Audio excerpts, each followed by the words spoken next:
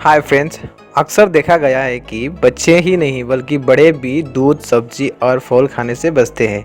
लेकिन अगर उनका सामने वही चॉकलेट का ऑप्शंस रखा जाए तो शायद ही कोई मना करेगा, जो आसानी से सबको अपने ओर खींच लेता है। और अगर हम चॉकलेट की ही बात कर रहे हैं तो सबसे पहले हमारे दिमाग में जो ब्रांड आता है वो है कैडबरी। यूँ तो बाज़ार में आपको बहुत सारे चॉकलेट्स मिल जाएंगे, लेकिन कैडबरी जैसा कोई भी नहीं। चाहे हम बात करें उसकी डेयरी मिल्क की या फिर 5 स्टार की या फिर जेम्स, इस चॉकलेट को टक्कर देने वाले इसके आसपास भी नज़र नहीं आते। और इसकी स्वाद के साथ साथ इसकी कहानी भी काफ़ी मज़ेदार है।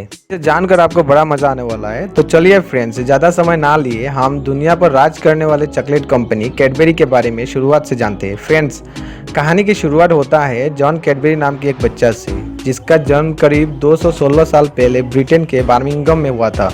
जॉन एक कुकर धर्म से ताल्लुक़ रखता था और इस धर्म के लोगों की अपनी अलग ही मान्यताएं थी। अपनी अलग मान्यता होने की वजह से उन्हें समाज में अलग नज़रिए से देखा जाता था और न ही उन्हें किसी अच्छे स्कूल में एडमिशन मिलता और न ही कोई अच्छा जॉब। यहाँ तो कि वे आर्मी में भी नहीं जा सकते थे।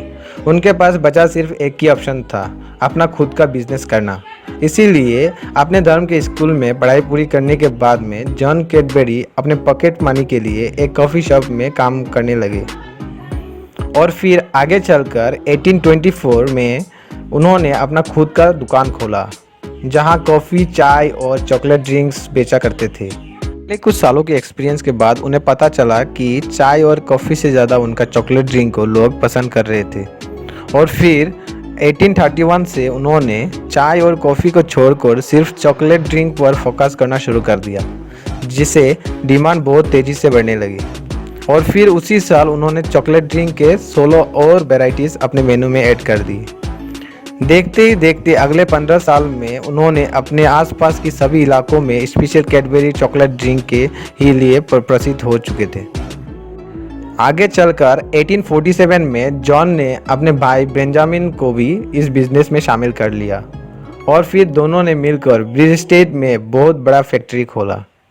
कैडबरी शुरू से ही अपने क्वालिटी के लिए जाने जाते थे, इसीलिए 1854 में रानी विक्टोरिया ने उनके कंपनी को रॉयल वारंट का सर्टिफिकेट दिया। धीरे धीरे से कैडबरी पूरे ब्रिटेन में प्रसिद्ध हो गया और फिर 1860 के आसपास बिजनेस के संबंधित नोकझोंक होने की वजह से भाई बेंजामिन ने जॉन कैडबरी से अलग होने का फैसला किया, जिसके बाद जॉन की उम्र भी ढलती जा रही थी। फिर उन्होंने कंपनी का कमान अपने 2 बच्चे रिचर्ड और जॉर्ज को दे दी। दोस्तों, किसी भी उत्पाद की सफलता को जारी रखने के लिए सबसे ज़रूरी है समय के साथ परिवर्तन। रिचर्ड और जॉर्ज कंपनी के कमान संभालने के बाद बहुत सारे नई परिवर्तन किए और फिर काफ़ी हद तक सफल भी रहे। पूरे ब्रिटेन में अपना कब्जा जमाने के बाद 1870 में कैडबरी को दूसरा देशों में भेजा जाने लगा।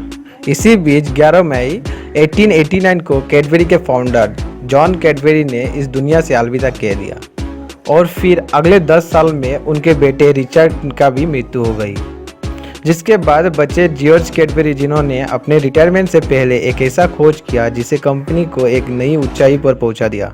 जॉर्ज ने 1905 में कैडबरी के मशहूर डेयरी मिल्क चॉकलेट का आविष्कार किया, जिसके रिसर्च 1897 से कर रहे थे।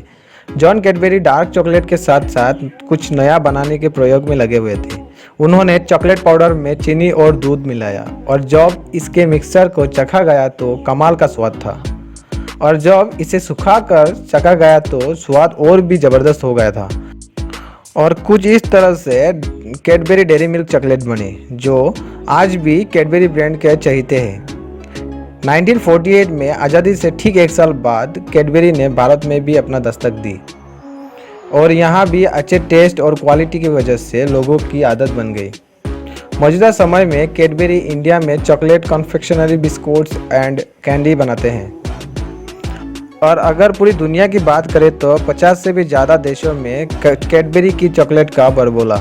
तो फ्रेंड्स, देखा ना आपने, कैडबरी जैसा मल्टीनेशनल चॉकलेट कंपनी का नाम एक ऐसा व्यक्ति ने रखा जिन्हें ना तो अपनी मनपसंद स्कूल में पढ़ाई करने की आज़ादी थी और ना ही कोई अच्छे जॉब कर सकते थे, लेकिन उनका दृढ़ संकल्प ही था जो उनकी बनाई हुई कंपनी आज इस मुकाम पर है। उम्मीद है कि आपको भी कैडबरी की सक्सेस स्टोरी से बहुत कुछ सीखने को मिला होगा। तो गाइस, कैसे लगा स्टोरी? प्लीज़ कमेंट करना एंड लाइक एंड सब्सक्राइब करना बिल्कुल नहीं भूलना।